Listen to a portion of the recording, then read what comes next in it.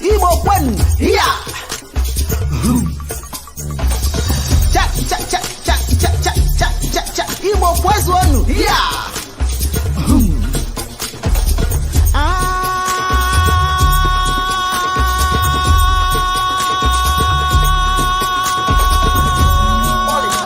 Oko nyamili, nyamili.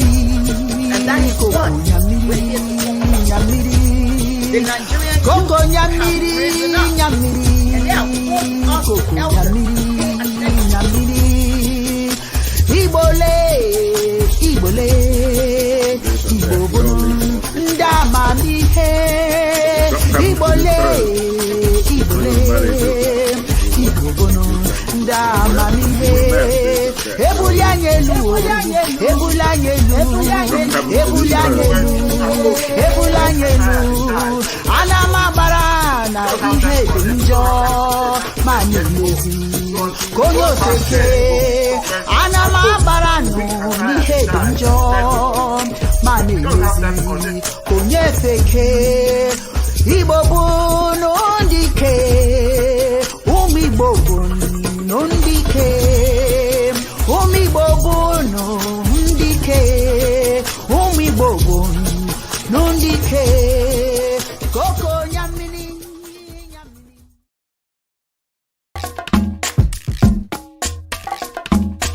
Ọnwụ na-ada n'ebedu, Chukwu emezuwo nkwa ya. Ala anyị ewewo onwe ya, Chukwu emezuwo nkwa ya. Dị na chaịmbụ ndị nwere ike ịzọpụta anyị, nyekwa anyị ike ịzọ onwe anyị. Ṅụrịa ọṅụ, ṅụrịa ọṅụ, n'ihi obi ụtọ, n'ihi eziokwu emeriwo. Eziokwu emeriwo, meriwo, meriwo, meriwo. Kelee Chukwu, oke ọṅụ na-ada ebe niile n'ala anyị. Eziokwu emeriwo, meriwo, meriwo, meriwo, meriwo. Kelee Chukwu, oke ọṅụ na-ada ebe niile n'ala anyị.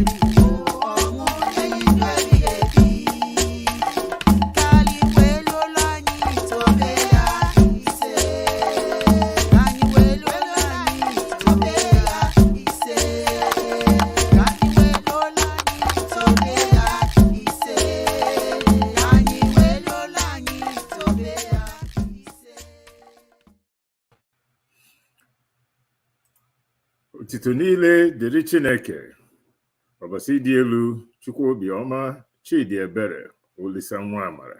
Ka ụzọ anyị niile ọbụla bụrụ ihe, ka ihe ọbụla kpatara aka, ka ọ bụrụkwa ahụ mma mma. Ka ụwa niile site n'ozi ọma anyị a nwee obi aṅụrị taa mgbe niile ebighị ebi. Ọfọ ya gazie ise. All praises to Chi, the creator, the supreme being, Chi the good, Chi the magnificent, Chi the magnificent with grace, excuse me.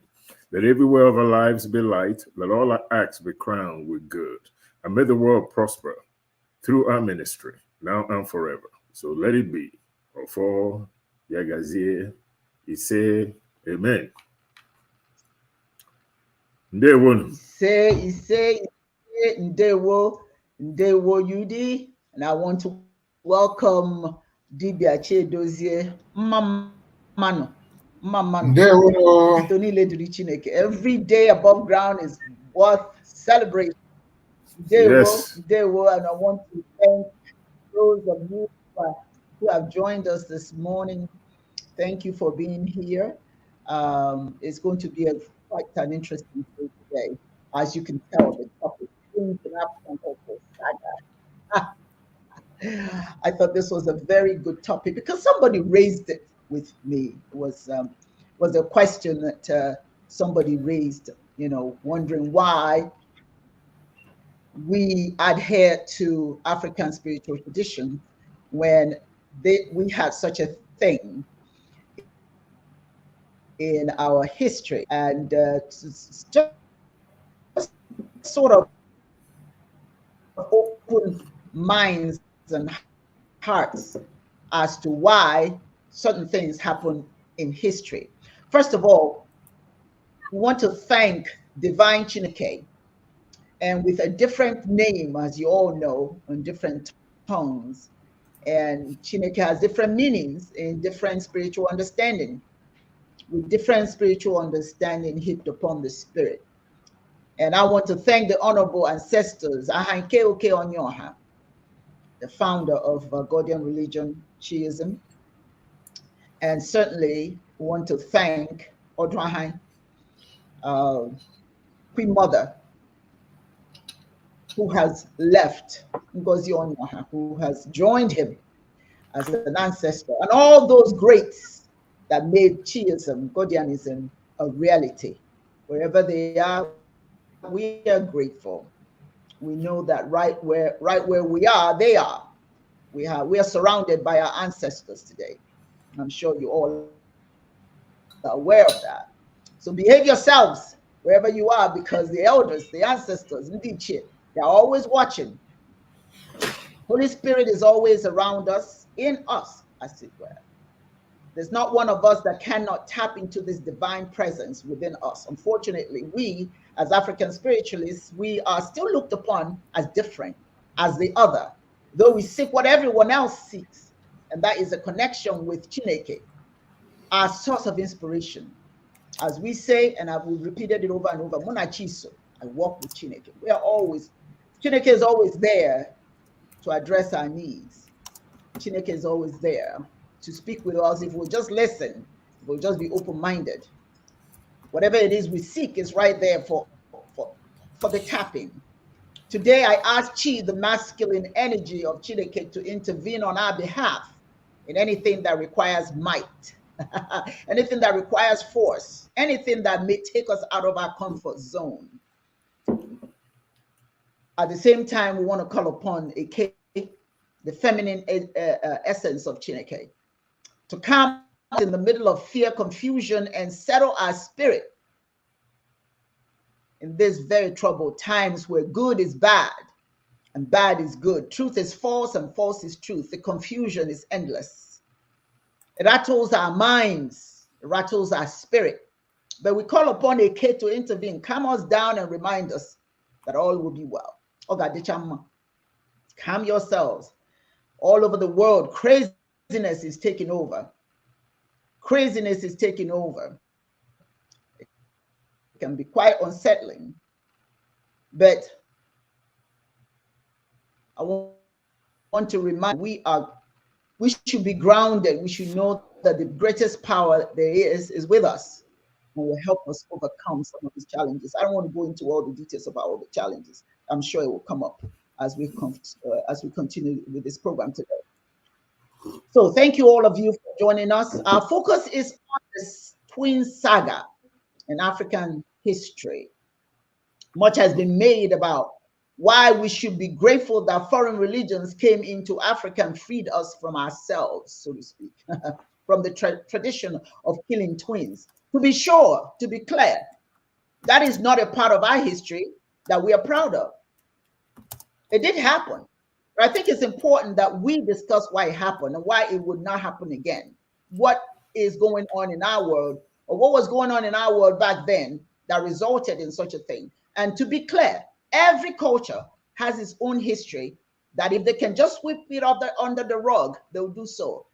But you know, the light is always focused on the African spirituality, to keep it down, African culture, to keep it down, to call it primitive. One of the most influential African philosophers was Sheikh Anta Diop. I don't know if I'm pronouncing his name properly. I think it's Anta Diop. He was a Senegalese historian and anthropologist, and he lived from 1923 to 1986. He was best known for his work on the origins of African civilization, in which he challenged the commonly held belief that Africa was a dark continent, that Africa was full of primitive societies. But what he wanted to make clear is that Africa was the birthplace of human civilization. We were not perfect. There are certain things that you throw away because they're not necessary anymore. But there were some good things that Africa offered the world. We need to sometimes look at that. When somebody asked me, that the person who asked me, you know, you should be very grateful that foreigners came and freed us from killing twins.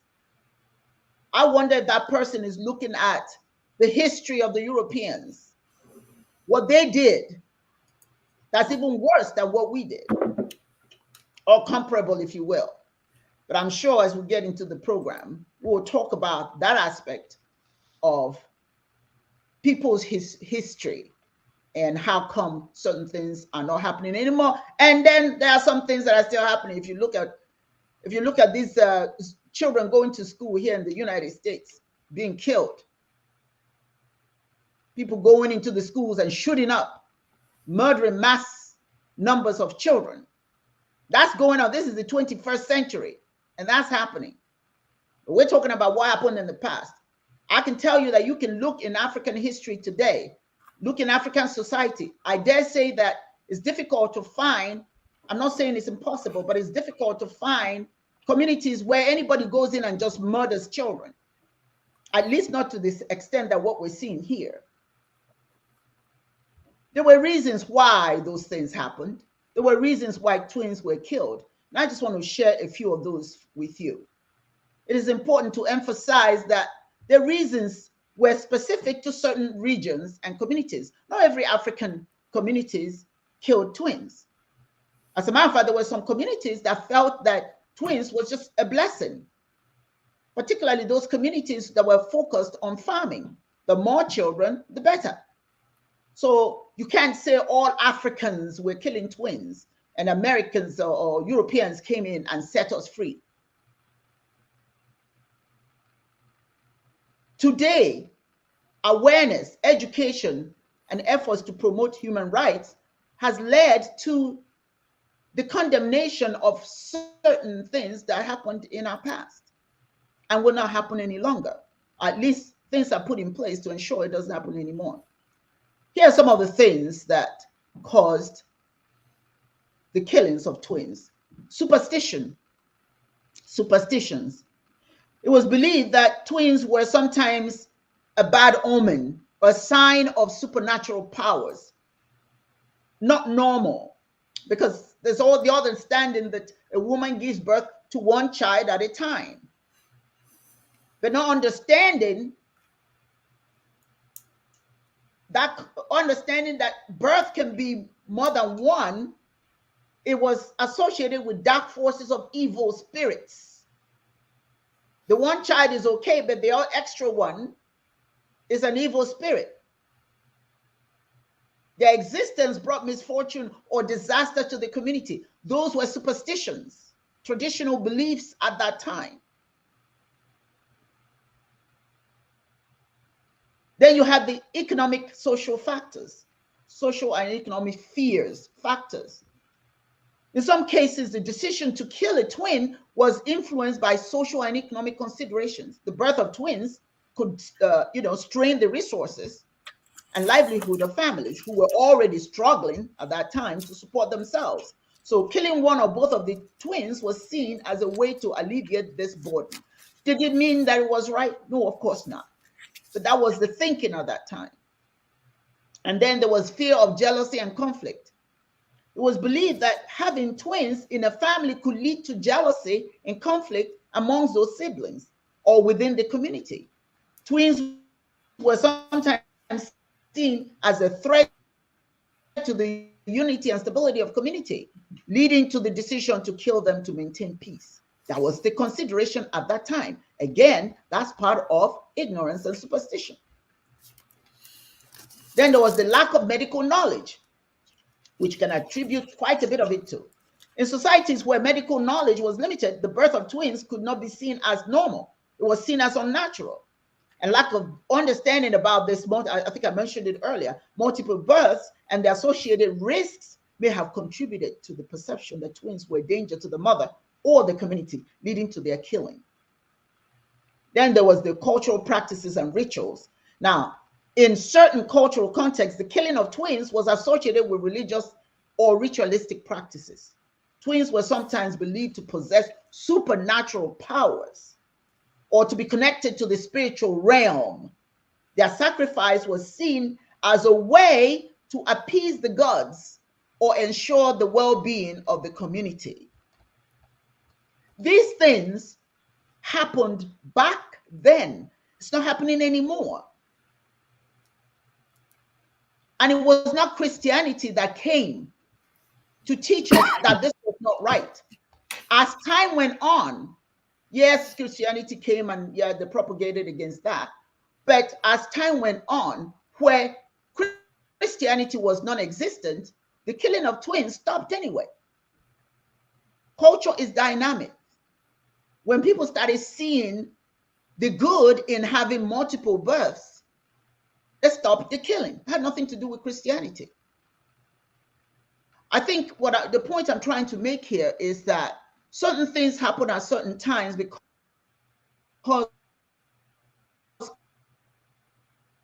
conditions at that time made it such that such practices happened.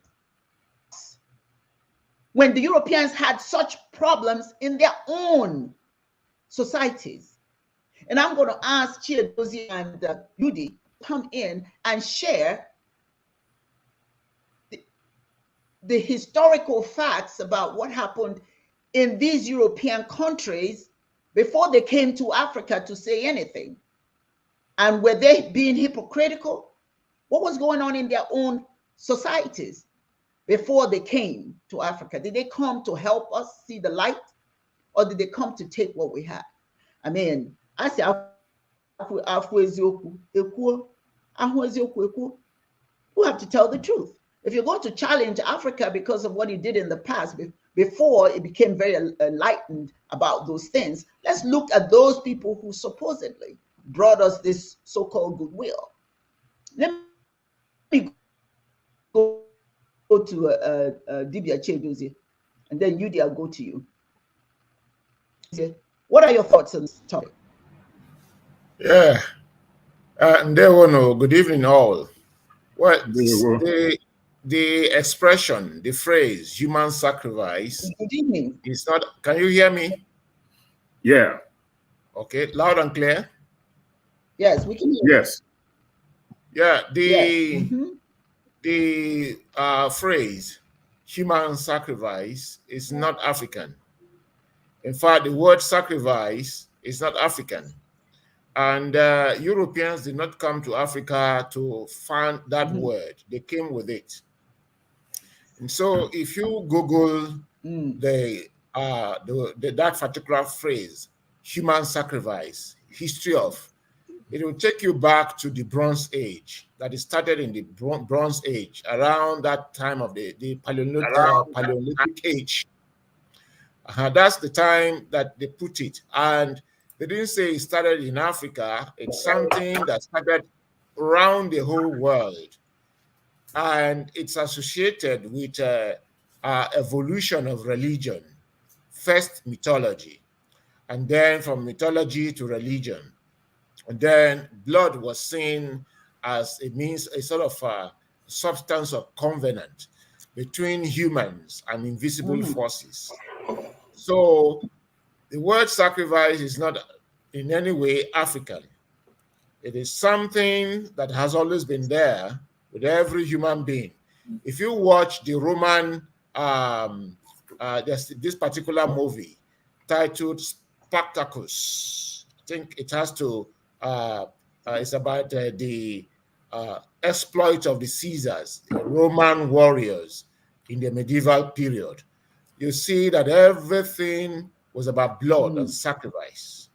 In fact, there are some literature that if you read, the question of the sacrifice of Jesus Christ on the cross was a way of stopping the so much humongous level of human sacrifice in that period.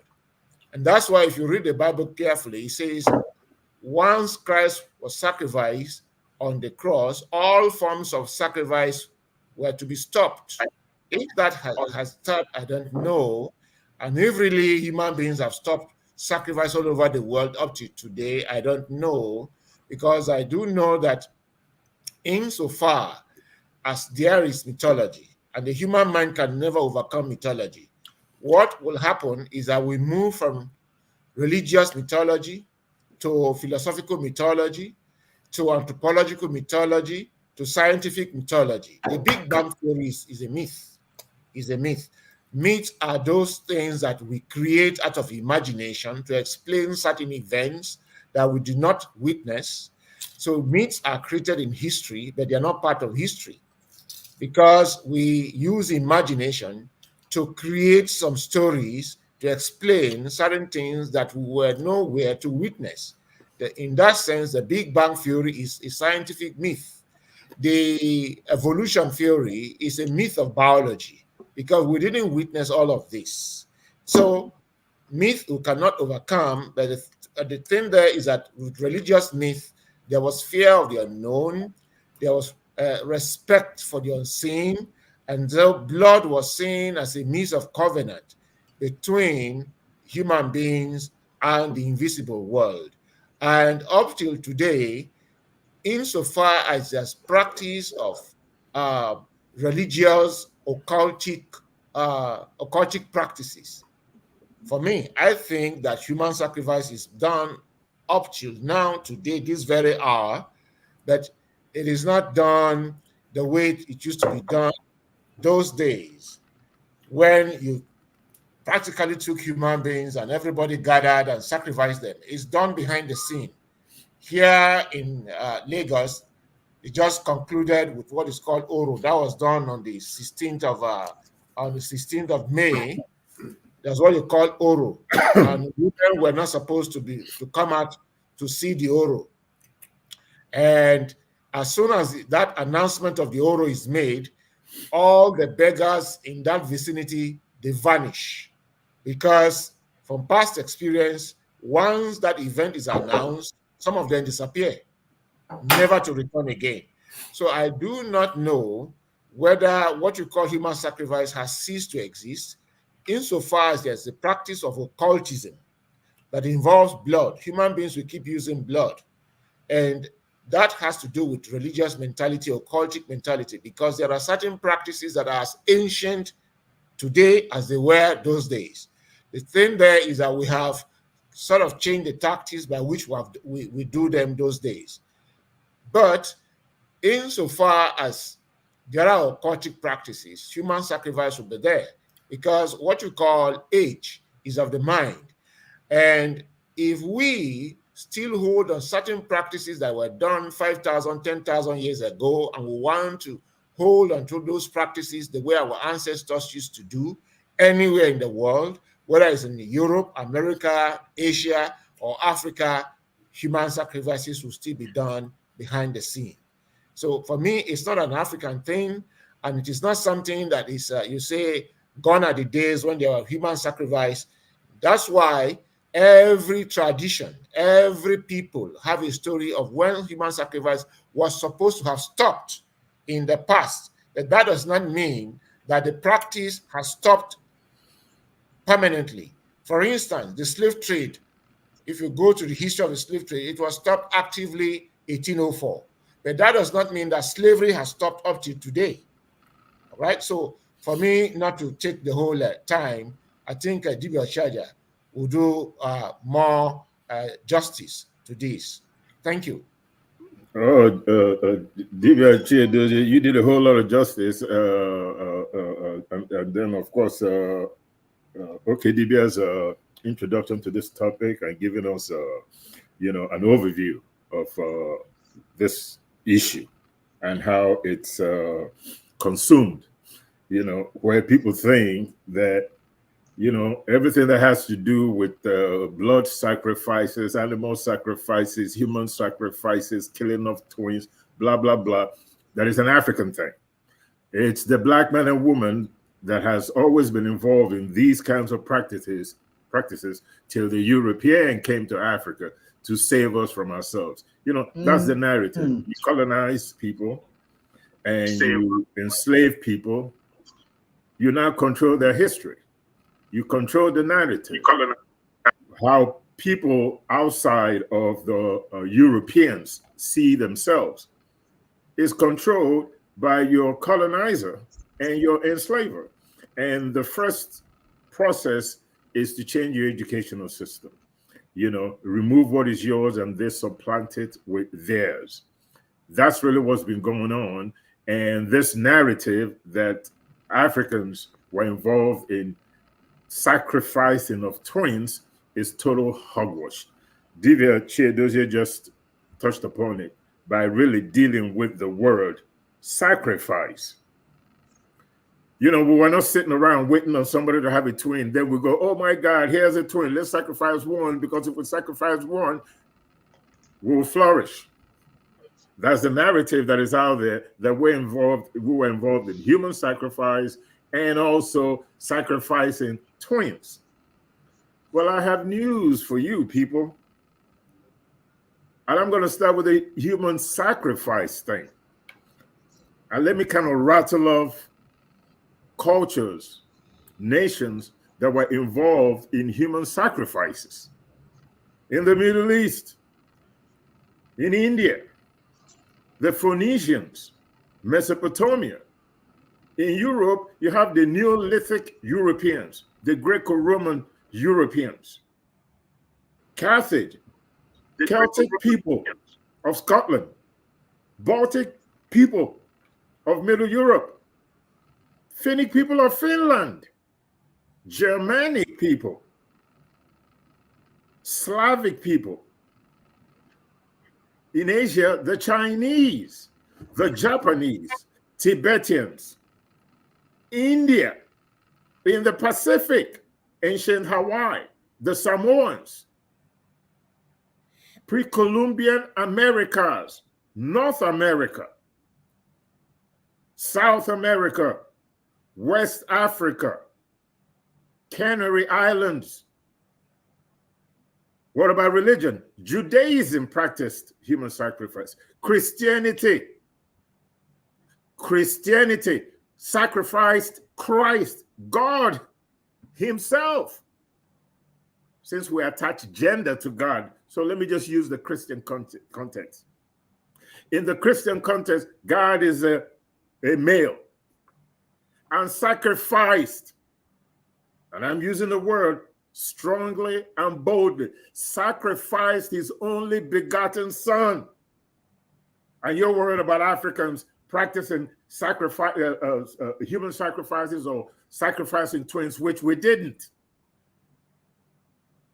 God sacrificed.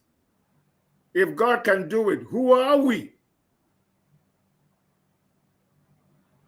to be against the idea of having human sacrifice when God, Chineke himself, in the biblical context, in Christian theology, sacrificed? And there were a bunch of people in the Bible that tried to sacrifice their own children. to please God. And this was even before God sacrificed his only son. So when you talk about sacrifices, which is designed to appease some kind of natural force or divinity, or maybe a creator, oh no, my folks, man. Africans, we pretty much sitting up in the bleachers and watching those people in the front row do all the sacrificing before they came to tell us that we were sacrificing people after they've done all their sacrificing through the century for thousands of years. Now let's get back to this twins thing. Let me use the Japanese for example. The Japanese, till today, think that having twins is bestial. What do I mean by that? Only animals can have more than one child, more than one offspring. And so anything beyond this belief was unnatural, not just to the Japanese, but to a whole bunch of societies and cultures all over the world, included in Africa. More particularly the ethnic people. Because this thing going around, oh, Igbos, Igbo, hey, please. Ethics. Some Yorubas did. And then some Yorubas see twins as a good thing, as a good omen. And they make dolls to this appraisal. The Yorubas. Some Yorubas culture believe that twins are bad omen, while some believe that twins are good. People were ignorant. And this ignorance was just not an African thing. They were ignorant in Europe before science evolved to the extent that we know today. They were ignorant in South America, in Mayan cultures, in Aztec cultures, in Inca cultures. They all practiced human sacrifices and believed that having twins was a bad thing.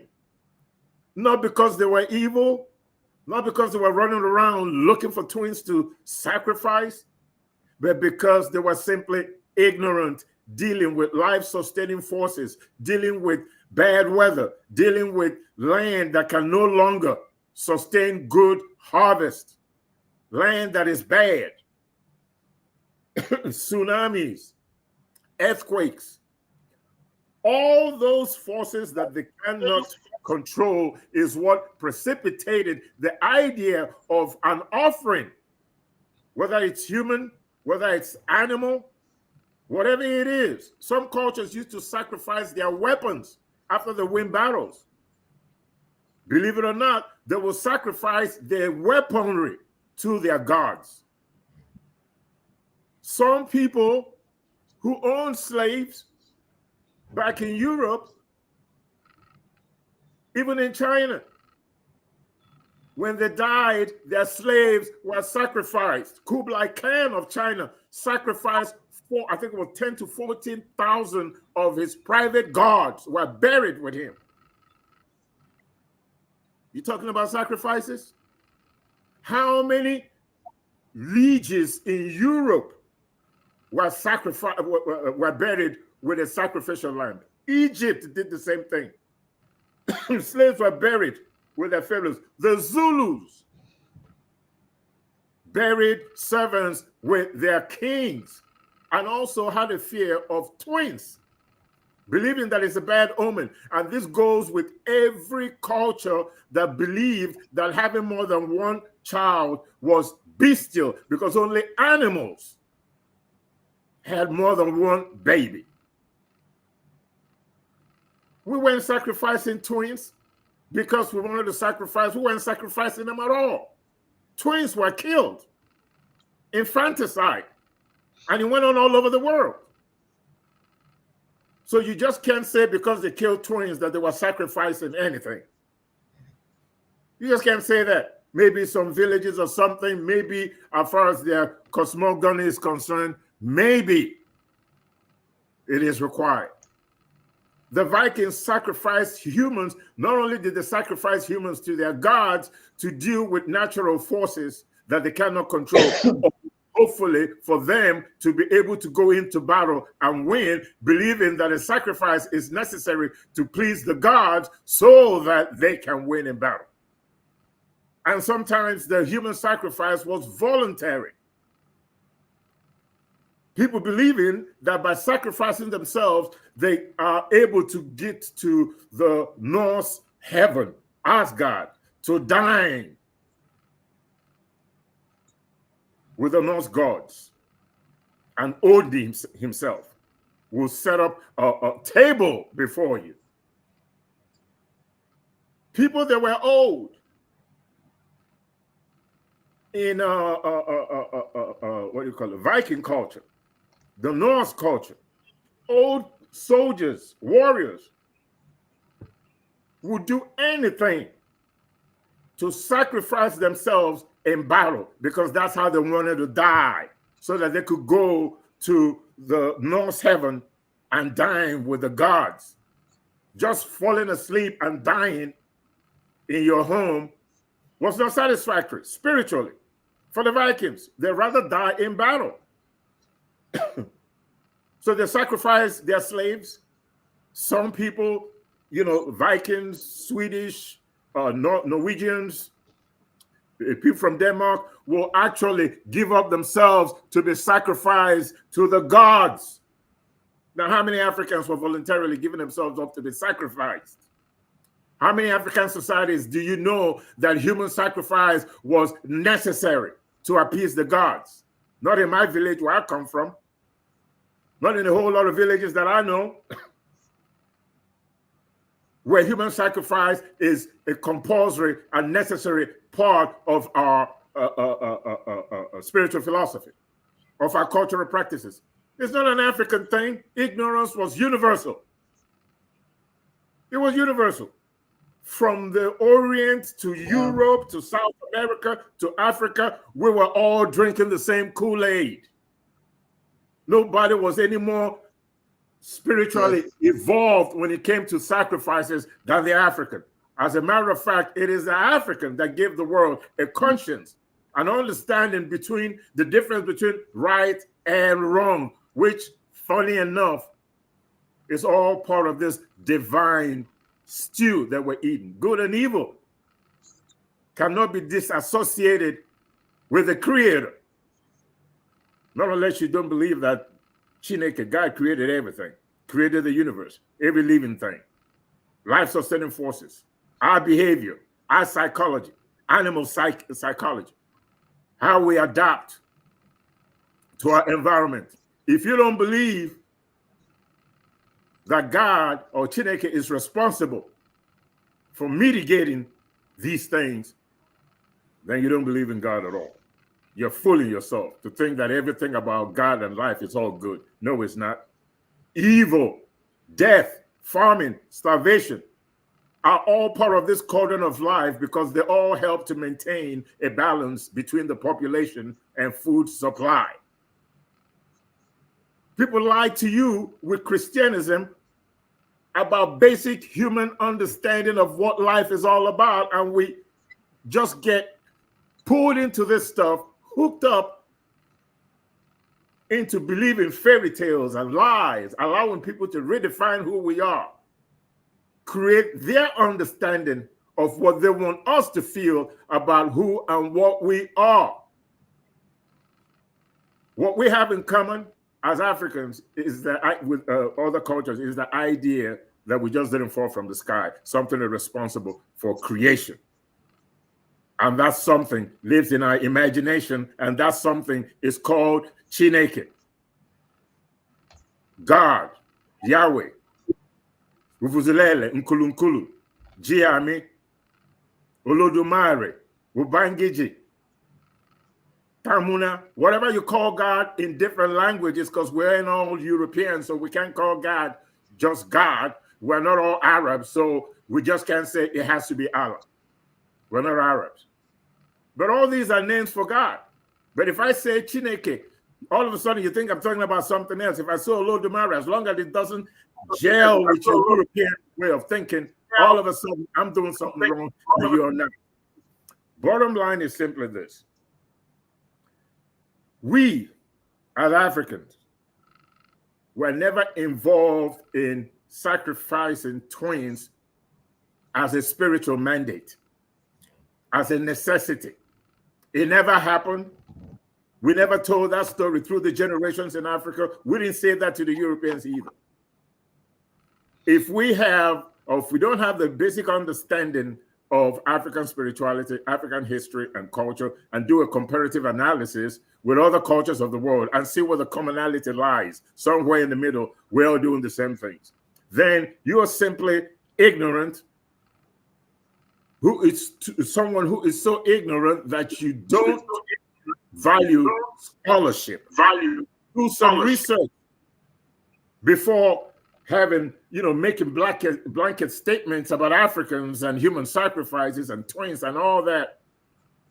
When historically speaking, what happened in Africa when it came to twins or any kind of sacrifice, whether it's human or animal, was no different from what other cultures were practicing, including Europeans, including people in Christianism and Judaism that sacrificed humans to please the biblical God or the God in the Torah. And God himself in Christianism sacrificed his only begotten son to keep humans from sacrificing other human beings, believing that by sacrificing Christ, human sacrifices will stop. Well, before I go, or before I kind of hand this over to Chiadozie or Dibias, just understand,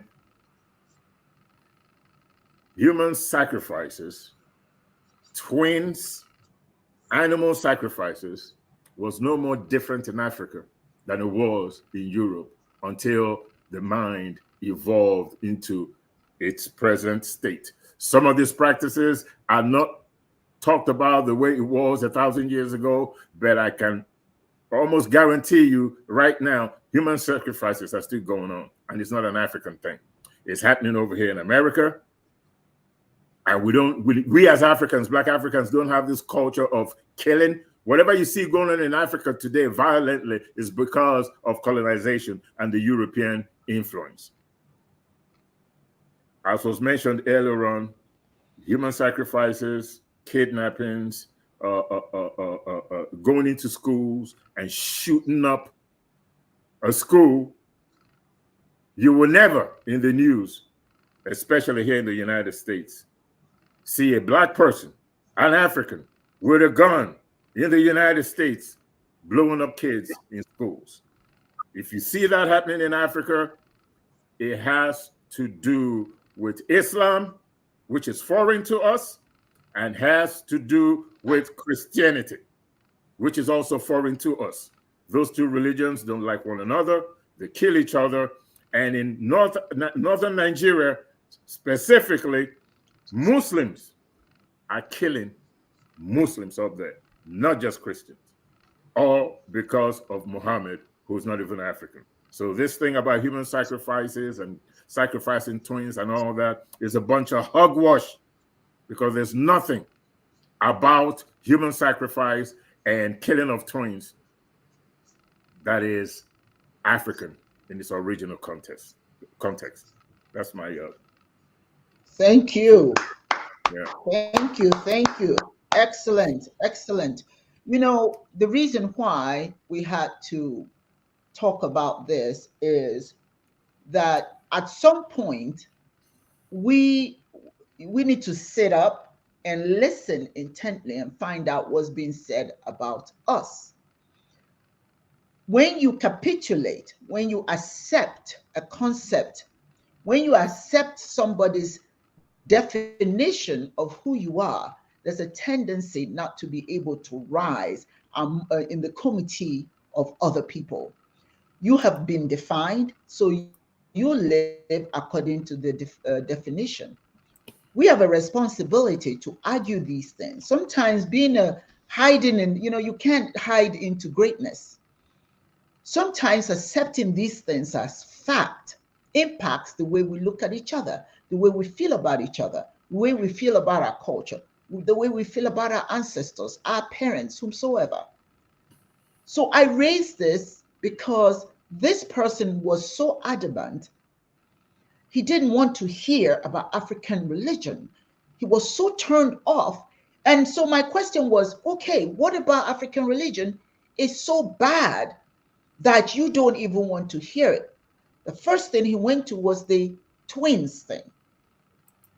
So when I'm asking, okay, tell me what you know about the twins killings. Tell me about that. Well, we were killing twins, and then Christianity came and saved us from that. I said, okay, all right, let's put the twin thing aside. Was there anything Africans were doing that were positive before the Europeans came to teach you not to kill twins? What were we doing? He couldn't name anything positive. And this is an educated person. Because once some of us get into this religious sphere, we lose our minds. We don't think anymore. We don't use our minds. We just put aside everything we've learned, and now we grapple with the reality that somebody has created for us. You know what we say all the time: the most powerful tool in the hands of an oppressor is the mind. Our mind is so messed up that you will fight your own. We fight each other over what is true and what's not true, what's right and what's not right. As I said earlier, truth has become lies and lies have become truth. We're so confused. If Africa did that in the past, that is in the past. But as like Chiodoza said and Dibias Yudi said, some of that is still ongoing. Some of that is still ongoing. But what caused it in the past, I'm talking about the twin sacrifices or killings or whatever you want to call it. It had reasons of the time that it happened.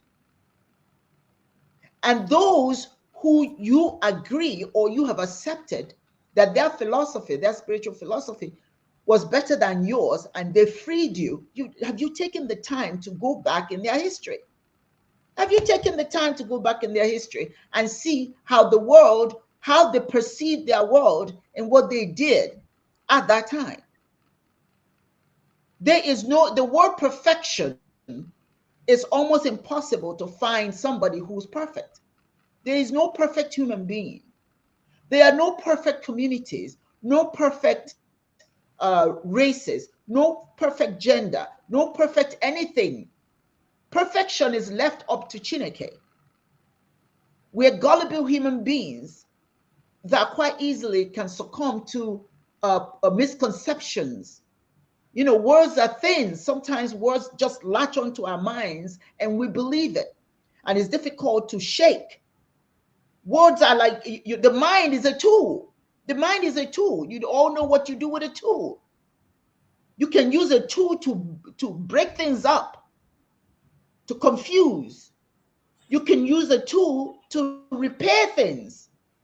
Our minds as tools have been used to work against us. Tell me you're not stupid without acting stupid. Yeah. You know what I'm saying? So, imagine saying now that African people menka. Okay. Can anybody handle you? What did they do? Yeah. What did the Asians do? What did the English do? What did everybody do? Even this whole thing about the twins, it was not something that all of Africa did. Nope. For some communities, twins is a sacred thing. It's beautiful. For some, for whatever their cultural reasons are, they could not. For some of them, it was an economic thing. They couldn't afford 2 children at the same time. Or they saw evil in something that's not, they conceived not to be natural, having multiple births and all that stuff. But you have to remember, at that time, maybe there was not enough knowledge. I couldn't say maybe there was not. There was not enough knowledge about twin births. So it was scary for them. And they didn't want to keep multiple births or celebrate it or embrace it, if you will. So it's so important for us to know that there is beauty in us, as well as ugliness, but it's in everybody, it's in every culture. True that. If humanity and civilization began in Africa, our brothers and sisters traveled all over the world. We did so many great things. What about those things? Do we throw those away and just look at some of those human failings? But it's evident everywhere else. It's evident everywhere else. Why is ours the worst?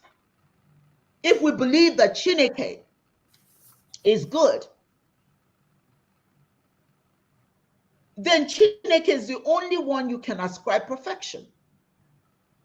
If you look up to something, then that means that something is greater than you.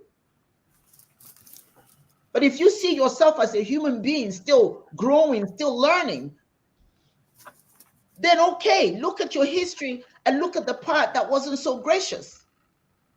And just say to yourself, it wouldn't happen again. But you don't decide because it happened in the past. You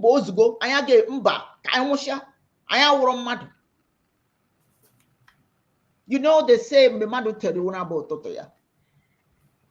wish you could learn how to say that. When you wake up, it's your morning.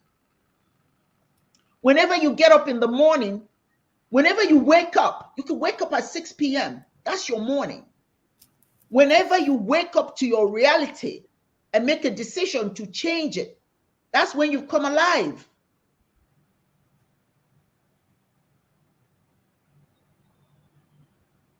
You can never disparage Ubas. That means until it is dark, you cannot say what the day will look like. Until it is dark, you don't know what the day was. So you cannot say that African people cannot come out from whatever it is you claim that they, made them inferior. Because if you look at what's happening in the African world, we're getting better, better and better. But for some people, they've just blocked. They just say we are just useless because of something that we did in the past. Something that they embrace in their world. But they cannot bring themselves to see us. See, this is when people don't see you as human, when people don't value you. Everything that you do that is wrong becomes ascribed as your nature, not as human failing, but your nature.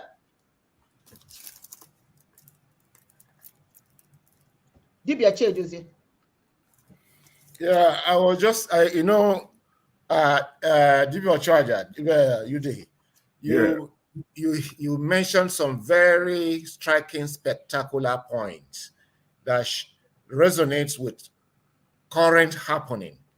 And Charles Ugochukwu wrote here, sacrifice, it's a daily thing, something we do. Without sacrifice, we can't move on in life.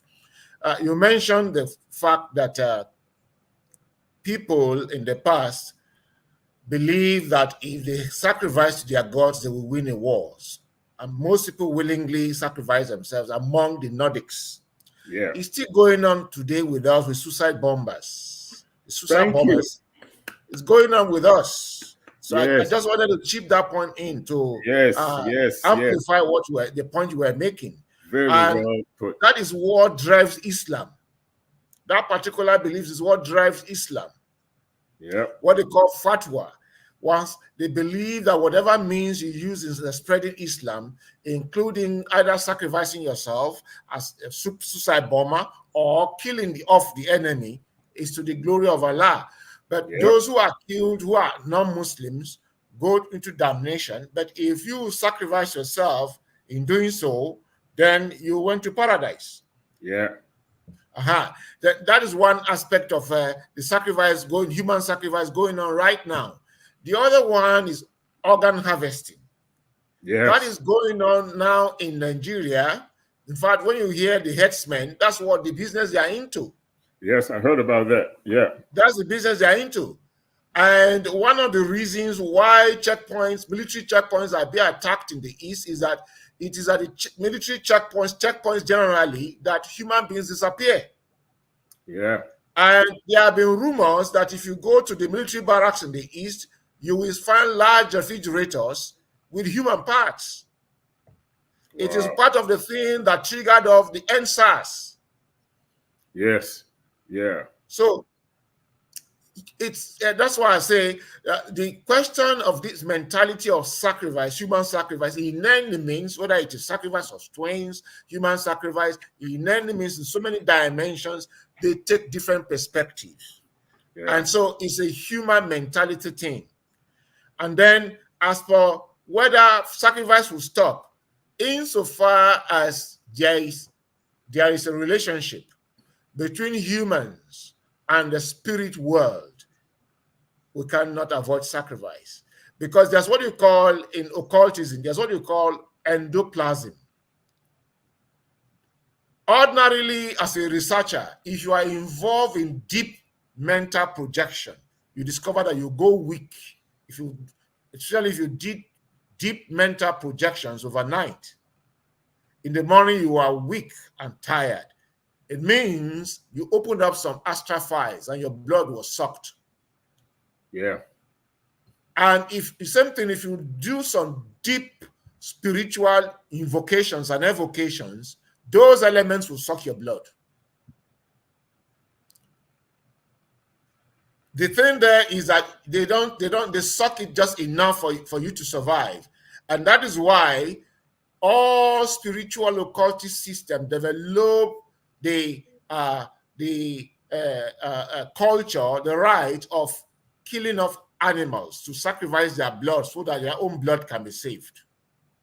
And some took it to the level of human sacrifice, because the thing about the blood is that it is the carrier of life. Now, science supports that. How is blood the carrier of life? Because of hemoglobin. And what does hemoglobin do? It carries oxygen. And what does oxygen do? Oxygen is the carrier of life force. Yep.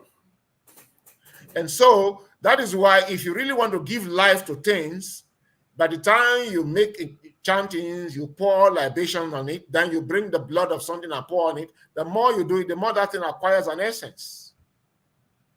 And so that's why I said, and Dibias Charger mentioned it, okay, Dibias mentioned it, whether we will overcome sacrifice is a question, is something that I think we cannot. But whether we can push sacrifice to a dimension different from spilling of blood, yes, we can. And I say we can because it is not only the human blood that carries oxygen. Plants in the process of photosynthesis carry more oxygen than human blood. Yeah. And there are more oxygen in the plant world than in the blood. So if you look at some civilizations that know that, some spiritual systems in India that know that, they are gradually moving away from human sacrifice and relying on plant plasma, because they discovered more oxygen in plant plasma than the human blood or blood in general. So that is where science will help us to do a shift.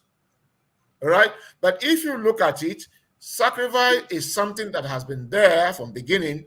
In fact, the quarrel between Islam and Christianity over the ram is that there was no need for Jesus Christ to come, because for the Arabs, the culture of sacrifice was already nullified by Abraham. This story, if you read it in the Bible and the Quran, you won't get it clear. You have to read in between the lines. Why would Abraham leave all of Chaldeans and wander to a new land that he was promised to him by his God? What Abraham was fighting to overcome was the sacrifice of the firstborn of anything to the God of the Chaldeans. Firstborn of your, if you are a farmer, your first harvest, first fruit goes to that God. Your firstborn child, male or female, goes to that God. Your first animal set of animals that your female animal gave birth to goes to that God. And so for Abraham to nullify that culture, that's why he's referred to as a vanquisher. He had to lead the law of Chaldeans. It was in Egypt that he was taught how to overcome that culture. How? Marry Haggai. impregnate her first. Oh, I'm sorry, please. I'm sorry. So impregnate her first. When she gives birth to a male child, then when the male child is up to age that the mother and she can survive, send them away with plenty of slaves and whatever to take care of them. Then Sarah could then take in. Now, in spirituality and in any culture for that matter, the firstborn son of a man is not just the one he got in marriage. It is the firstborn son that he got, whether outside wedlock or in wedlock. So technically, Ishmael is the firstborn son of Abraham, not Isaac. So when the time for the sacrifice came, go and read your Bible very well. Sarah, the mother of Isaac, had to teach Isaac a particular chant to tune when it gets to the point of sacrifice about a God who is faithful and does not take what does not belong to it. And of course, Isaac did not belong to that God. It was Ishmael. But Ishmael was nowhere to be found. So for that, ram was used to replace Isaac. So the quarrel between Christianity and Islam is that for the Muslim, they say the culture of human sacrifice was overcome in that particular event. There was no need for a Jesus Christ to come again. But Christians took the story of the lamb up to Jesus Christ. But why is Jesus Christ being referred to as lamb? So what you find in Jesus Christ is that the Romans who created the doctrine, because it's the Romans who formalized the doctrine of Jesus Christ, not the Jews. So the Romans formalized the doctrine of Jesus Christ as a way of stopping human sacrifice in their own culture. Whereas for the Muslims and the Arabs, that issue of human sacrifice stopped in the time of Abraham. So the thing we are talking about here is that human sacrifice in any dimension could take the form of sacrificing twins and so on and so forth, but not to drag it further so that I can just submit my point. Dibia Ochaja has already hit the nail on the head. He said, we never sacrificed twins. What happened in the case of killing of twins was naive realism, naive empiricism. They looked at animals and they graded themselves with some higher animals, like the elephant, like the efi, that at any point in time, they gave birth to only one. Then they looked at animals, low animals, the animals that they considered low animals like rats, rabbit, goat, and they saw that when they are mating, the he-goat crisscrosses as many females as possible in the heat period. So they concluded that whichever woman gave birth to more than one child has been crossed by more than one man who is not the husband. That was why the woman was quarantined to be cleansed and purified, and the children were taken to the evil forest. They were not even killed. They were taken to the evil forest. And not all of them, all the children that were taken to the evil forest died. Some of them were taken by those who were looking for children. That is one aspect of it. Then one other thing that the church has refused to tell you is that even before the church came, some people fought against that particular tradition. I don't know how many of you have watched this particular, it's a production by Nollywood, by Olu Jacob and Joke Silva. They acted it in the Niger Delta area about a particular community that forbids twins. Meanwhile, not too far away from that community is another community that celebrates twins. So the woman gave birth in the community that forbade twins. And so what happened, the boy, their first son, had to make a boat to where they put the twins to sacrifice them to the god of the river. And then the boy went on the way, took the two twins and took them to a safe place. And they had to migrate to the other village where twins were adored. So even before the missionaries came, Africans fought against that particular practice, which is why some, very few of them, engaged not sacrificing the twins, but quarantining them in the evil forest. Twins were not sacrificed. They were quarantined in the evil forest. And people who had no children went there to pick those children to migrate to other communities. Then there were also cases of very powerful warriors who had never given birth. And maybe they're looking for a son. And eventually their wives gave birth to 2 sons, twins. And a mighty warrior, the culture changed overnight. The warrior fought everybody and took his family and went to some other place to go and start a new settlement. All those things happened in Africa. But like who said, these are human barbarism, showing human evolution.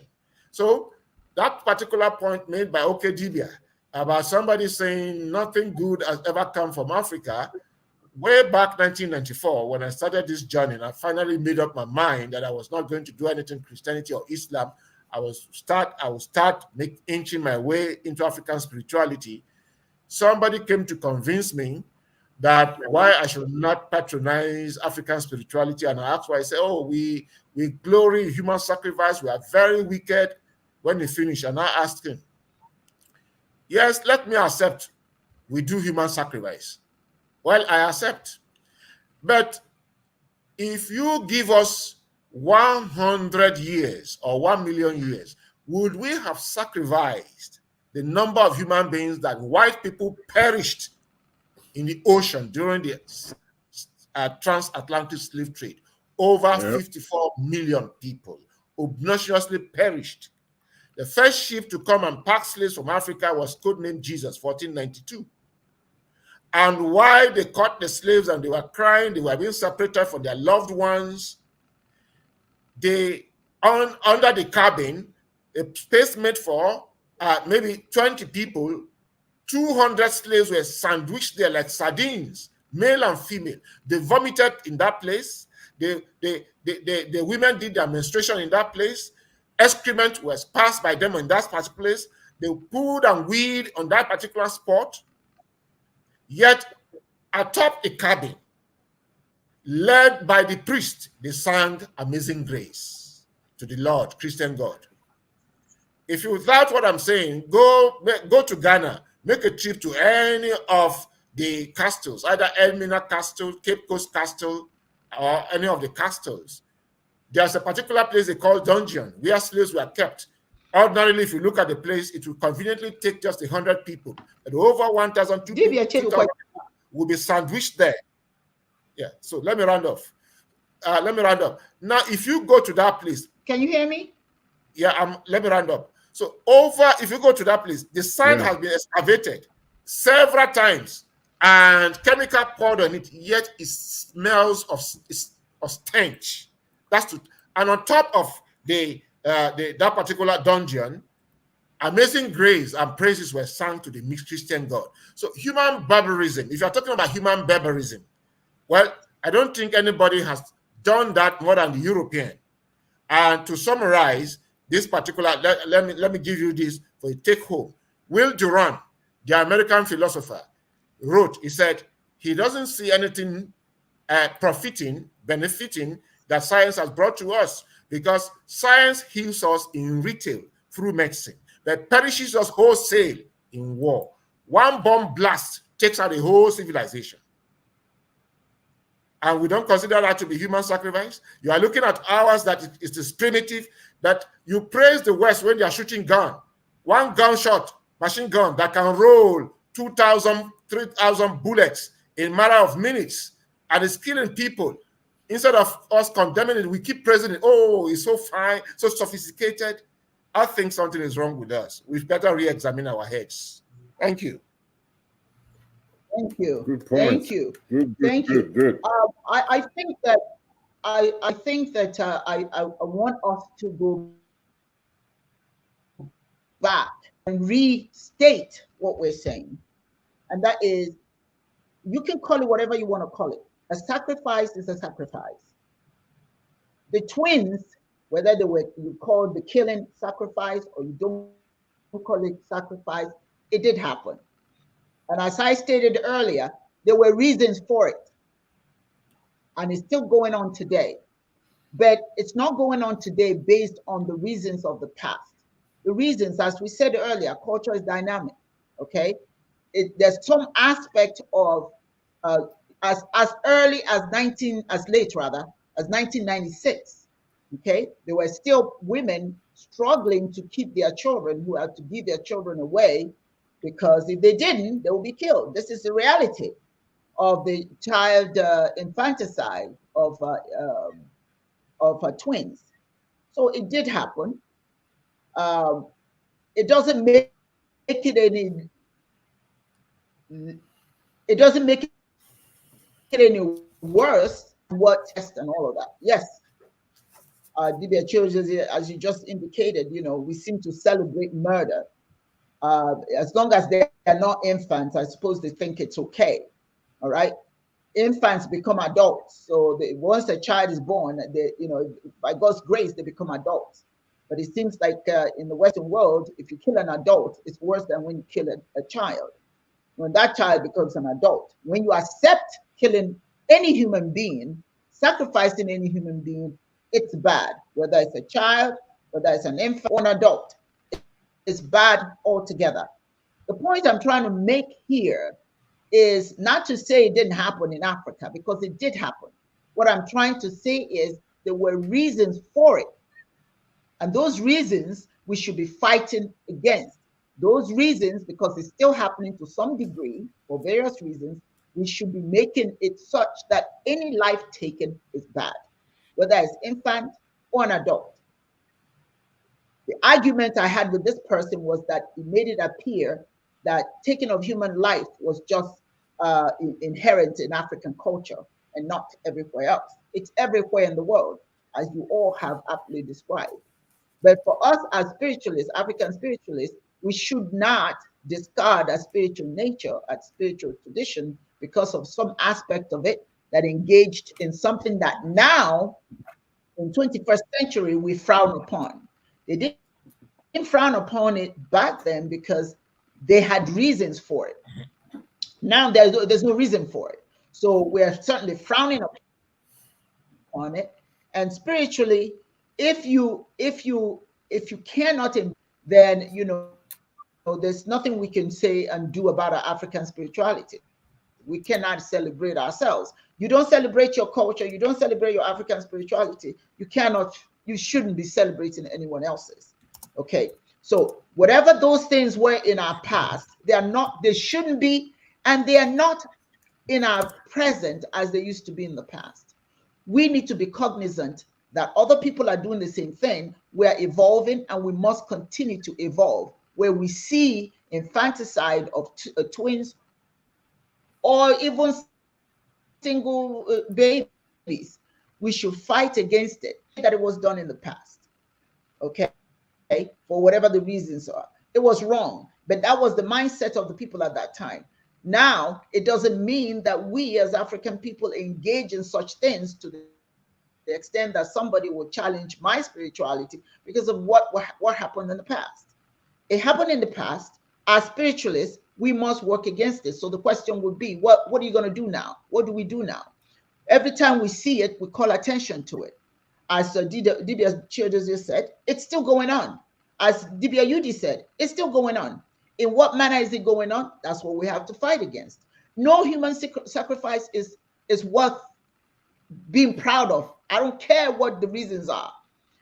I don't care what the reasons are. War people go and kill people during wars because it makes them feel that they are stronger. You subdues the enemies and all. Human sacrifice of any kind, whether it be with a gun, whether it be that you take the child or the person to the bushes and leave them there to die, or whatever reasons that a human life is taken is wrong. So I want this person, I invited him to come and hear us today. I just want people to understand that African spirituality does not embrace sacrifice of that nature. It's not our tradition to continue to do that, or you should look upon us as people who focus on killing infants and all that. or it was stopped because of the glorious nature of the European who came and saved us. So that we're not doing it now, at least not to that degree, because of what Christianity said or did. Now, the person who may have saved one child may have been a Christian. And of course, we generalize, it was Christianity, you know? So let us not say that it didn't happen. It did happen. Let's just make sure it doesn't happen again. How do we fight it? I'm not going to fight it by saying, oh, other people do it. I'm going to fight by saying that is not our tradition. We don't do that. If it happened in the past, because our culture is dynamic, it's not going to happen anymore. Not under our watch. Not under our watch. Okay? So we as spiritualists, African traditionalists, we certainly should frown upon any level of sacrifice that deals with human life.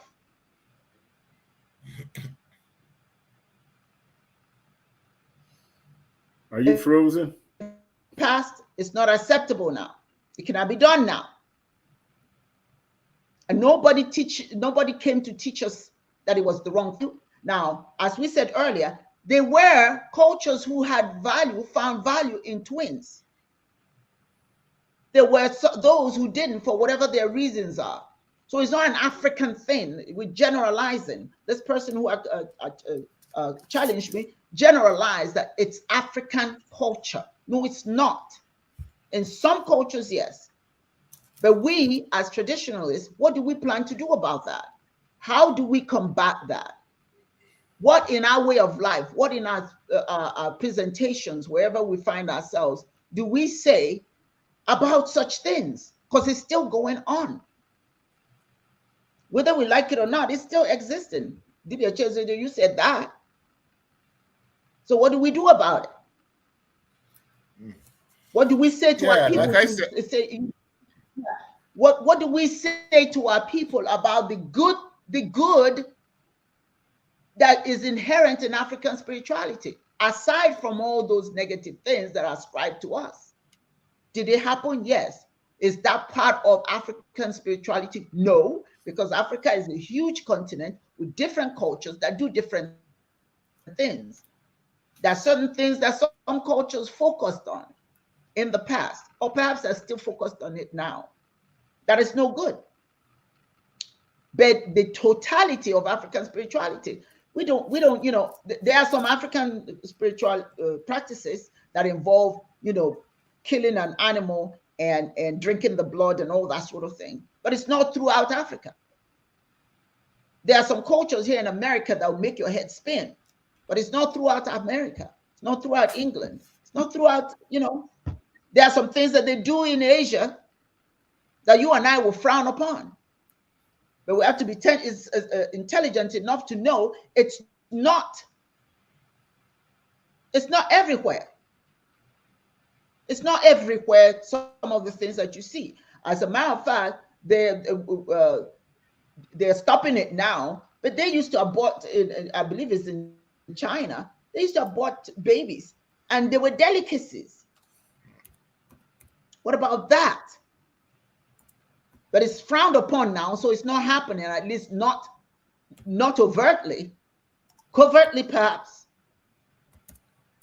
So there are just so many things that went on in the past that is not happening anymore, at least not in African spirituality as a whole.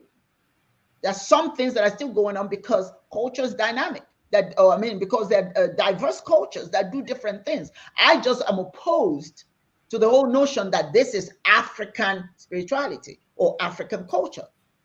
It's not, because we're a diverse group. And if we take what one group did and then spread it amongst all of us and then look down on our own way of life, then that's wrong. And that's what I'm trying to say to this person. Did it happen? Yes. Was it throughout Africa? No. So it doesn't make it African because it happened on the continent with some African. If you want to be specific, talk about the countries where it happened. There are some countries that never did that. So we need to be in the habit of looking. I think it's important to do comparative studies. It's important to do that, but we need to look at what did happen in our community and ensure that it doesn't happen anymore.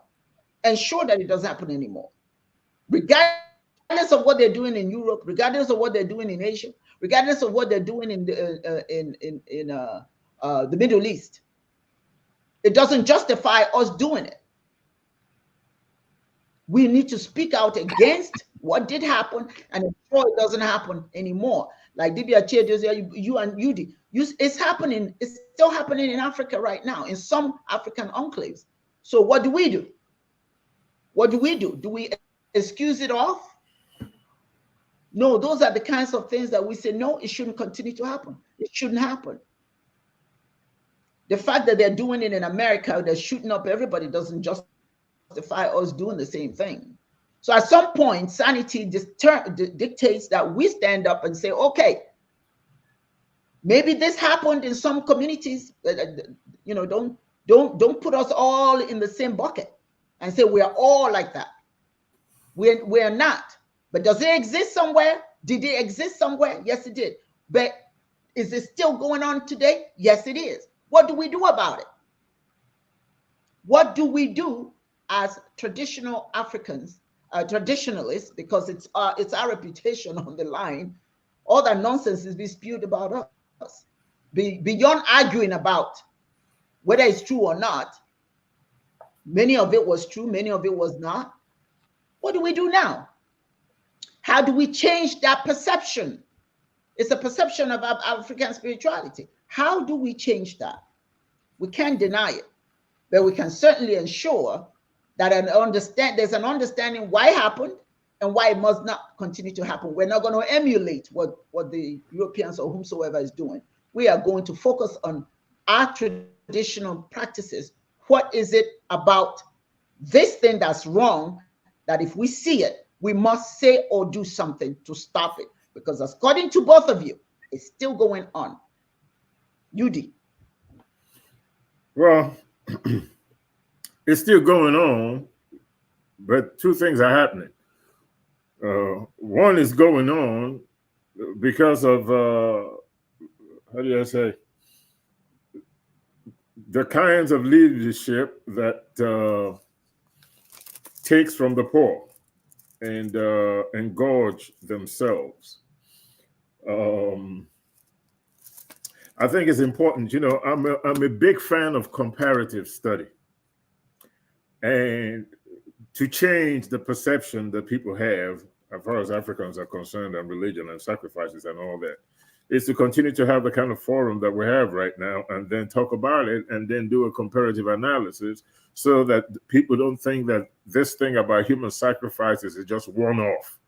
It's African thing, which it is not an African thing. It is a global ignorance kind of thing. When it was going on in Africa, it was going on in Europe too. As a matter of fact, it was going on in Europe way before I started hearing anything about what was doing in Africa. In Europe, as much as 5,000 years ago. There are practices that we all had in common and still have some practices in common today, along political lines, along spiritual lines, religious lines. There are practices that we all share in common. And then there are practices that we don't share in common in terms of the actual practice, how it is done, the process. But the intentions is the same. It's spiritual. It's based on belief.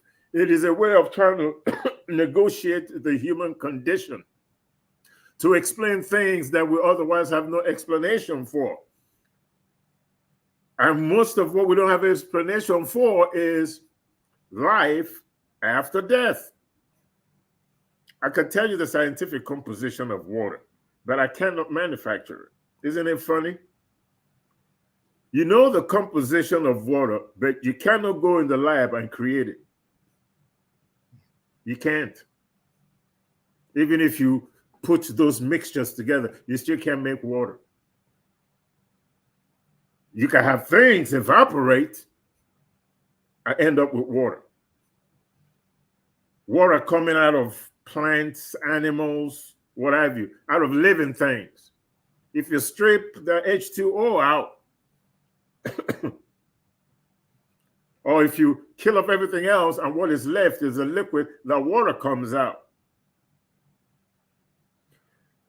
Let me tell you something about religion and practices and swallowing hook and sinker, or hook, line, and sinker. The narrative that other people have of us, and they put it out there. And we're the colonized minds and the enslaved people in our psyche.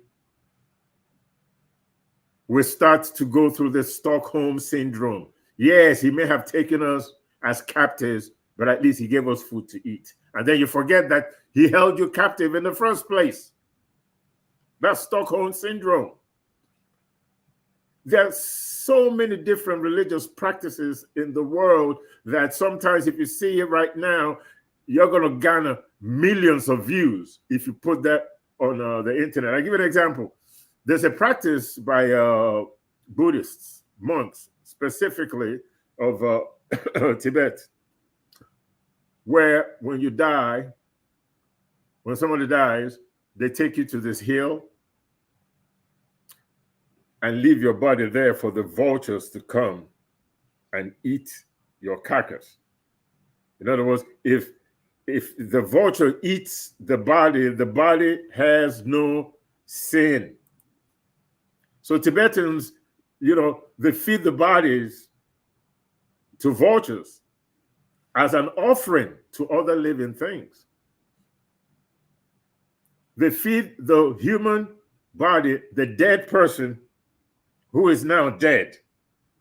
The most you could do is either leave him there to rot, shrivel, just become bones, mummified, which benefits nobody. You could put them in the ground. They'll go back in there and add to the soil. The earthworms will eat. It's the same thing. You can cut them up like they do in Tibet. Cut up the legs, cut them up, and feed it to the vultures as an offering to other living things. Imagine that kind of practice going on in Africa right now with Christianity and Islam all over the place. They will tell you it's about the devil, and you will believe it. You will fail to understand what the practice is about and what it means spiritually, how it adds to other living things, and life continues to grow. Vultures are nasty, but we need them to take care of dead animals in the jungle, in the forest, in the bush, in the fields. The rats, the rabbits, the lions, the tigers, the elephants, anything that dies, the vulture comes in there and helps reduce diseases by eating the dead animal. Same thing with human beings. Whether you put them in the ground or whether the vulture eats them, they're all benefiting other living things. Either way, if I bury them above in the ground, or I leave them on top of the ground for other animals to come and get them, you are achieving the same goal. Offering to other living things. Those are Tibetan spiritual practices. Nobody talks about it. If any of that practice was to show up anywhere in Africa, or anything that even comes close to it, the narrative is going to be Africans, look at how primitive they are. Look at what they do. And they fail to see the underlying spiritual reasons. They fail to understand that just because you put somebody in the ground does not make you any more civilized than the Tibetan monk who puts the dead body on the hill so that the vultures will come and eat it. You're no better. You're no more civilized. They probably are more civilized. At least they don't have to sit around and wait for the worms and the flies and everybody else to get involved in decomposing that body. They will eat the flesh off of that. And the only thing that you're going to have is bones. That's it. So it's about the narrative here. It's about the human sacrifice thing. There's always been human sacrifice, but human sacrifices has not always been about religion.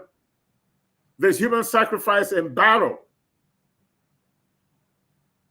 Soldiers go into battle, defenders of a city, of a country, they sacrifice themselves. They go into battle. They go and face the bullets. That is sacrifice. Sacrifice does not always, involve putting a knife in somebody's neck and cutting their throat and spilling the blood into a cup for you to spill on an idol or to drink or whatever it is that you do with the blood while pursuing spiritual things, religious things.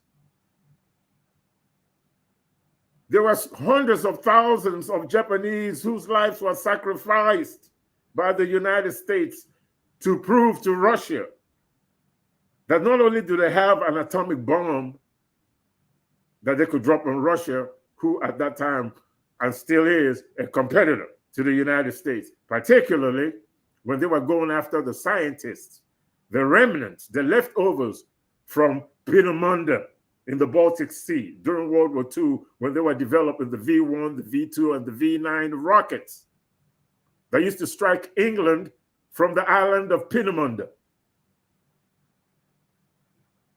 People are sacrificed every day. Martin Luther King was sacrificed. He knew he was going to die for a cause. He was willing to put his life on the line. It was a sacrifice for a bigger goal, bigger objective, for the good of his people, for the good of us. Sacrifice is going all the time. It doesn't have to have anything to do with religion. The Europeans didn't come to Africa and stop anything. We evolved. And as Dibias had mentioned, what's good for the goose, one man's poison is another man's treasure, or whatever. There is nothing that went on in Africa that didn't go on anywhere else. The difference is a narrative, making you hate yourself, making you think you are inferior, making you dependent on those people that continually take away your freedoms, deny you your rightful place in the universe.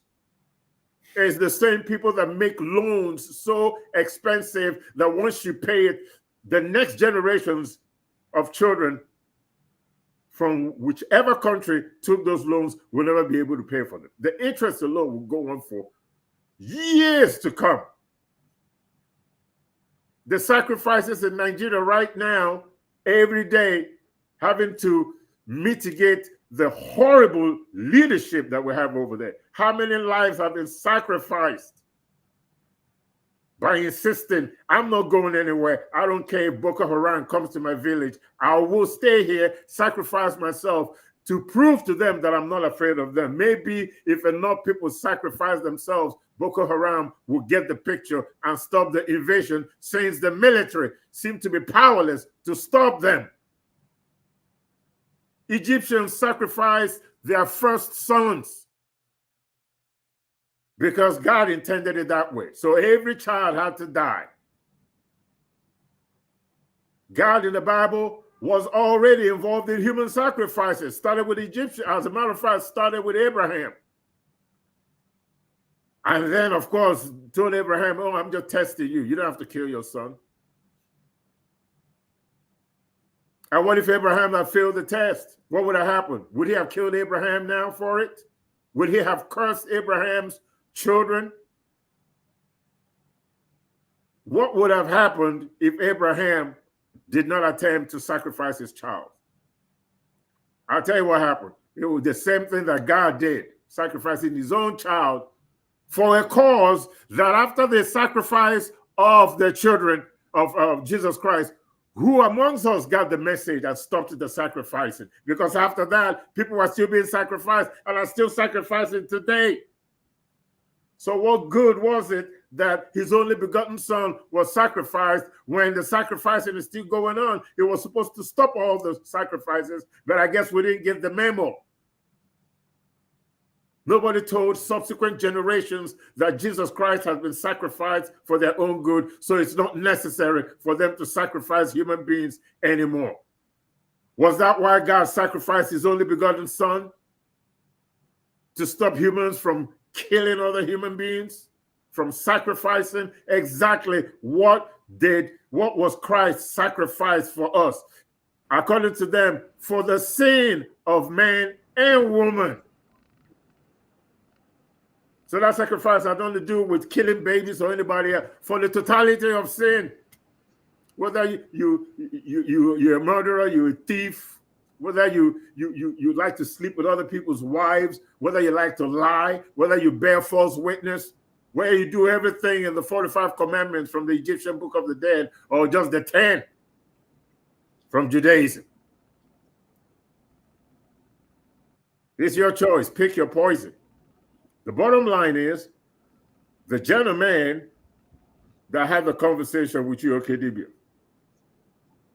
is simply a colonized, enslaved human being, a poor excuse for intelligence, because he failed to see that there is nothing about what his ancestors did that was not a common thing all over the world. See, what we do is we tend to take this narrative about inadequacies and then conclude that we were an inadequate people before the Europeans came in all manners of human endeavor. We didn't have any medicine till the Europeans came. Really?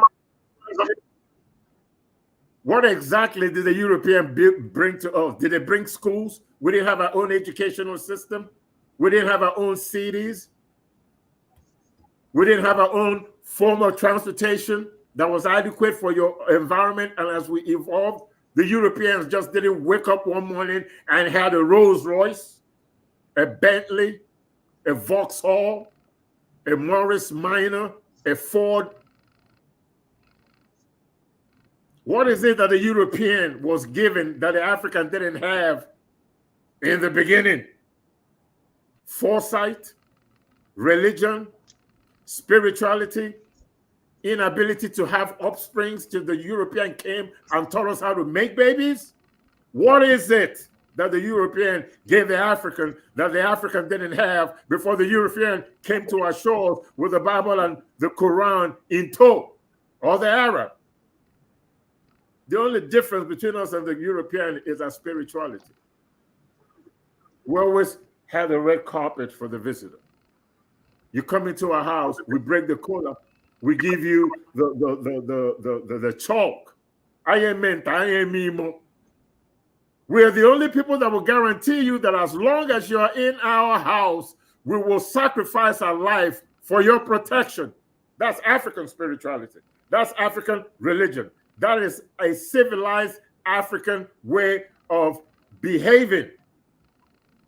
We are the only people that spiritually, when you come to my house, by giving you the color note and having you put the chalk on your wrist or your forehead or whatever it is that you want to put it on the part of your body, it is my covenant with you as a civilized human being that as long as you are under my roof, I will give my life for your protection.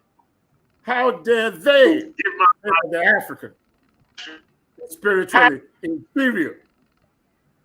Nobody else does that. Nobody else did that but us. So we just have to keep on with the forum that we have and keep talking about it, look people right in the face, do a comparative analysis, and let people understand your view of the African is just due to your ignorance. That's it. I'm not here to defend Africa for nobody, because there's nothing about me that needs defending. I know a whole lot of things about me that I can flaunt to the world. There is no generation, there is no country, excuse me, there's no culture in this world that doesn't have some kind of skeleton in their closet. The West have devastated all manner of indigenous community over this hogwash of I'm superior to you, only because I have developed a better way of killing people, a quicker way of killing people by being the biggest, baddest killer and murderer. That makes me superior to you. But that has nothing to do with my intellect as a human being, my understanding of medicine, my understanding of science, architecture, whatever. The Arab is no more superior than we are. The only difference is that we were very welcoming. And by the time we realized that we were dealing with people that were spiritually bankrupt, it was too late. It was too late. We found out that you cannot negotiate with these people. They just want to come, take what is yours, supplant it with what is theirs, change the educational system, feed you negative narratives about who you are, change your name from Kunta Kinte to Toby, from Ngozi to Blessing. Then you start answering Monday, Tuesday, Wednesday, Thursday, and Friday, Saturday, and Sunday. These are common names in Africa, particularly Sunday, Friday, and Monday. They got you twisting around, bleaching your skin. All of a sudden, being dark is no good anymore. You got to be as fair as you possibly can to look like a European with your big lips. Then you perm your hair. Now it's really European. You run away from yourself. You absolutely have no understanding of how you evolved, of your responsibility as an African to your people. Quit singing the song of others. You could sing too in your own language. You could sing. There's so many things that we need to concern ourselves with instead of sitting around here having conclusions and understandings and thinking of ourselves in such negative ways about, killing twins and human sacrifices and all that stuff, when human sacrifices was going all over the world. Killing twins was going around all over the world. I am yet to meet any Igbo society, any African society that insists that sacrificing twins is part of their spiritual belief system as a necessary component of it. But sacrifices in general is a specific component of all religions. Christianity, Islam, Baha'u'llah, Buddhism, Shintoism, Confucianism, all of them, all the isms in this world require sacrifices. What kind of sacrifice? Hey, it's open season on that. But there's no religion that does not require a sacrifice, whatever that sacrifice might be. But most of them, animal sacrifice. Dibias pointed that out. Human sacrifice is not common amongst all cultures. But there are cultures that practice it and still practice it today. And it is not exclusively African. Whether there's the Bible or the Quran, it matters not. Sacrifice is part of spirituality. It's part of religion. Whether you're sacrificing an animal, humans, plants, or your time, something is sacrificed. So when we talk about sacrificing, we should be specific about that and stop acting like anything that has to do with humans in Africa and religion and children and twins was all part of our religious or spiritual dictates. That's what we do. No, it is not. And I am particularly offended by any African that dares to bastardize themselves and think that there's something derogatory about their spiritual practices as compared to other spiritual practices of everybody else in the world. Thou shalt not kill is not a Christian or Muslim thing. Every religion has it. Thou shalt not lie is not a Christian Muslim thing. Every religion has it. Thou shalt not commit adultery is not a Christian Muslim thing. Everybody has it. Thou shalt not bear false witness. We all have that. So for all you brothers and sisters and Africans and Europeans and Chinese and anybody else out there listening to this program, I'm here to tell you that sacrificing twins is not part of African spirituality or religion. It's never been.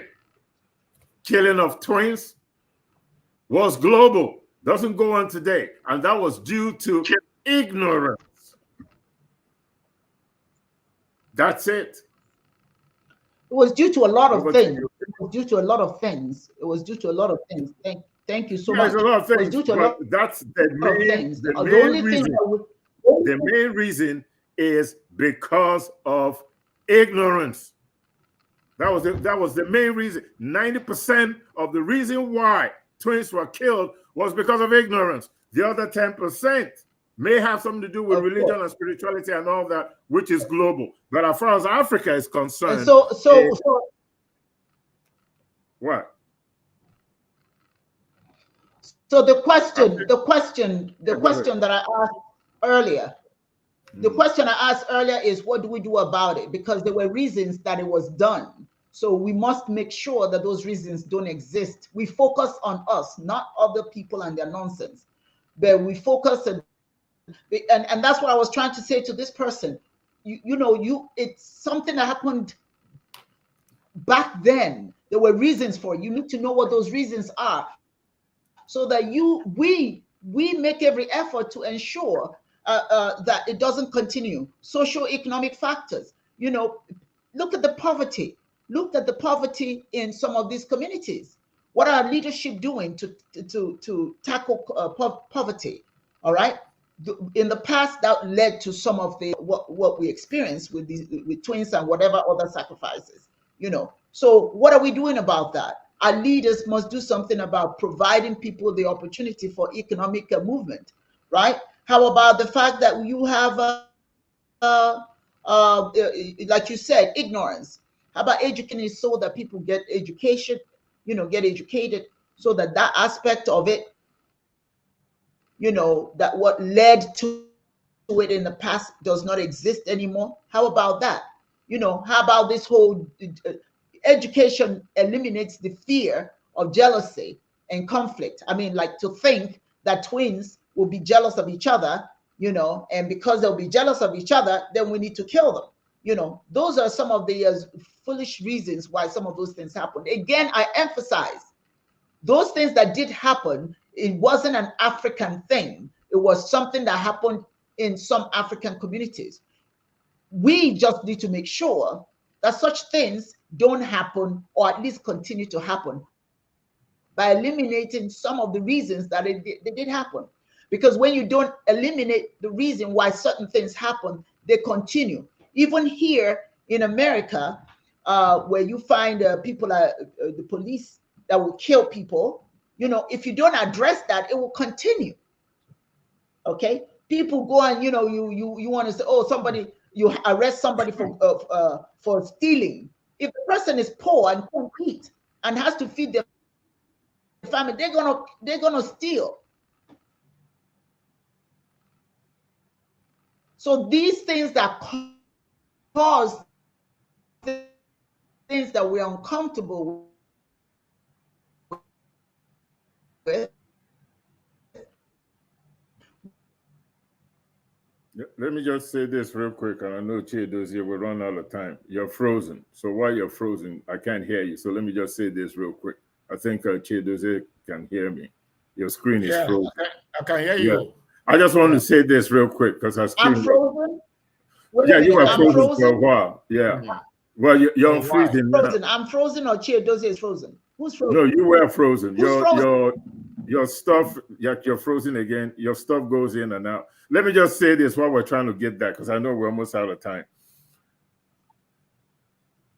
The narrative about this twin stuff and human sacrifice, the only reason why people have this negative, opinion of their spiritual culture is just the fact that nobody's telling them that Europeans did the same thing too. If they understood that right from the beginning, that this wasn't exclusively an African thing, they wouldn't have the opinion that they have about it now. Anytime you talk about human sacrifices, anywhere you go, unless you specifically do your research, they always talk about Africans. African people with human sacrifice. Nobody, you will not find it anywhere when they're talking about human sacrifice and the subject is Scotland or China or Japan or India. Anytime you say African human sacrifice, it's always, nobody even talks about the Mayans that were sacrificing, captured people. And sometimes they don't even have to go win a war. Sometimes they raid villages just to capture people that they will sacrifice to their gods. Nobody talks about that. So when you hear what you hear, is because the narrative is that it's an African thing. So we're having these kinds of programs to address the fact that this was something that was not exclusive to Africans, other people. So the self-hatred and thinking that the European and the Arab came and saved us, we have that, we think that way because nobody has ever told us that those people were just as primitive as we were as we evolved. Over to you, Dibias. Yeah. Well, just a minute. Usually you hand it over to me and I'll hand it over. I was just talking. Go ahead. Okay, Dibias. Okay. So we're not frozen anymore. I'm not frozen anymore. Am I still frozen? No, your hands are moving. Okay.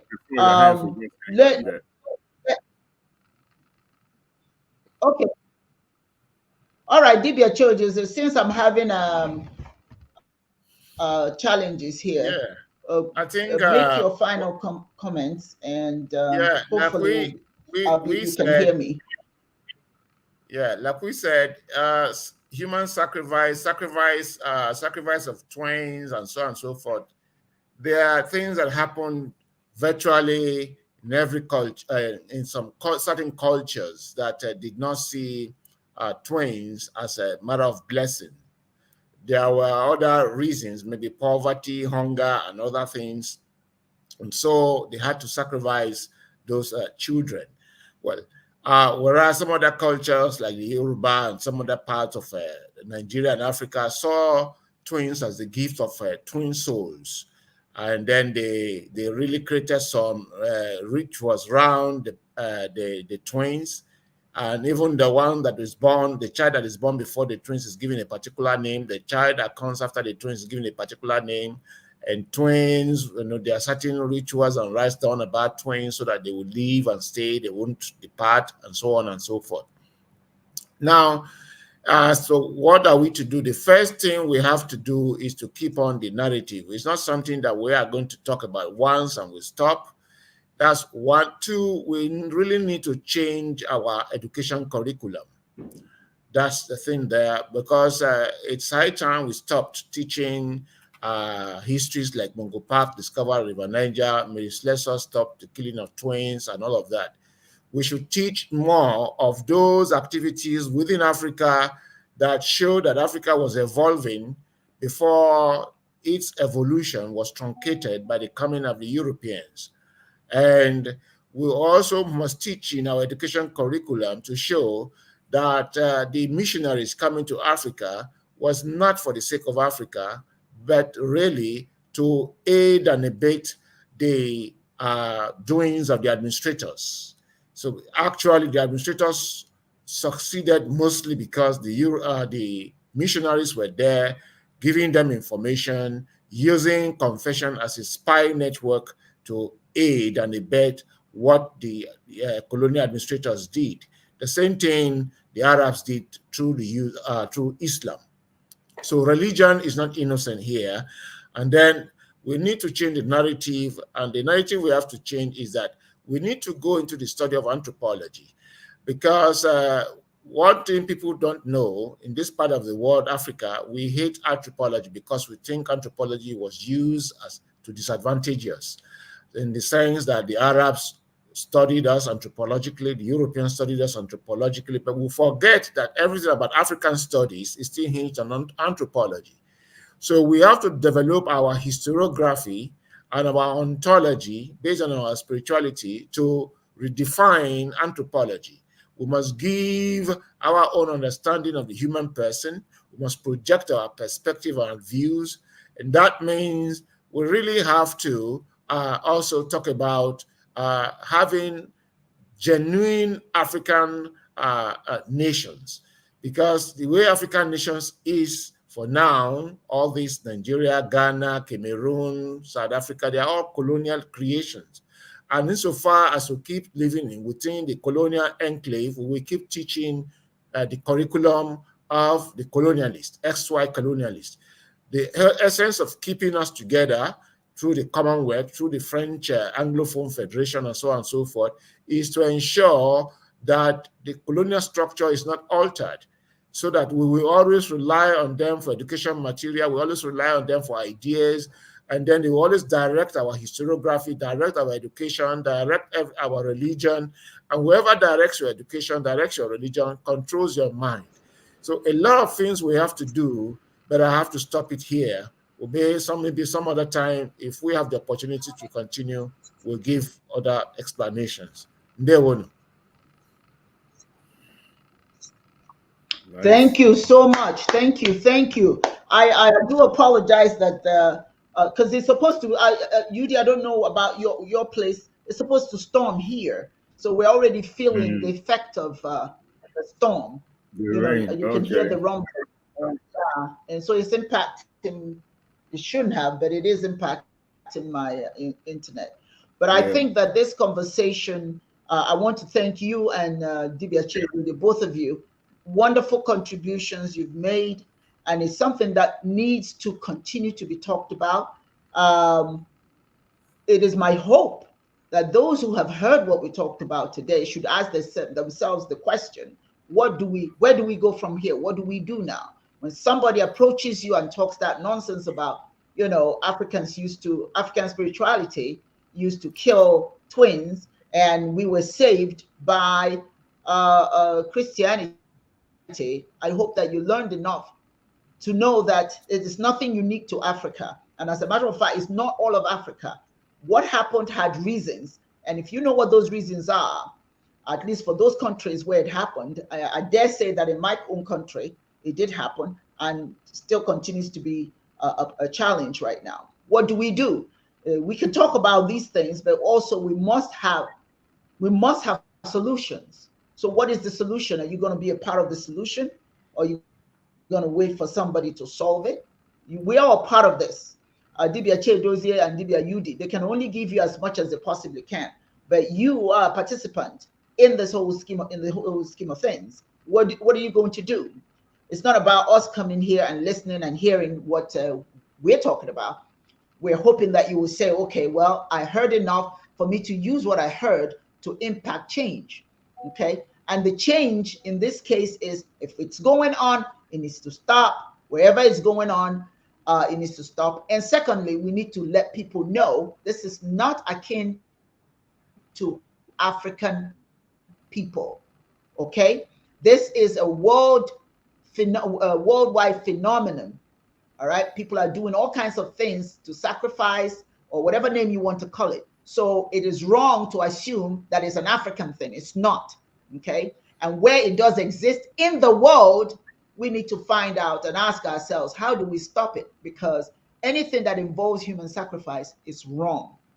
This is not what Chineke wants us to be doing, and we must not be doing it. Not for grown folks, not for children, not for men, not for women, not for anybody. Human sacrifice has got to be considered antiquated and must not in any way continue. It's like the wars. The wars have to end. The wars have no real good use for humanity but to take life. So that's part of sacrifice.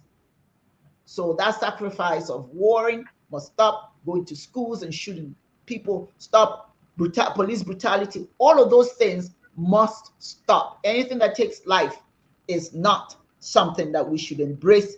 Not here, not anywhere in the world. I want to thank all of you for joining us today. Dibias Chedozie, as always, you've been fantastic. Thank you for sharing your thoughts, and an applause to you. and applause to you. You've done a wonderful job. And thank you for those who did join us and made their contributions, their posts, and what have you. You guys are very much appreciated. So, on that note, we're going to call it a day. Thank you. Good show. Somebody says here, this is Akimi Bro. Thank you, my darling. Thank you so much. And then Chiedozie, Wokedi, Charles, Otoakosi. Yes, indeed. And so on and so forth. So thank you to all of you for joining us. And we look forward to seeing you next Sunday. Yagazienu.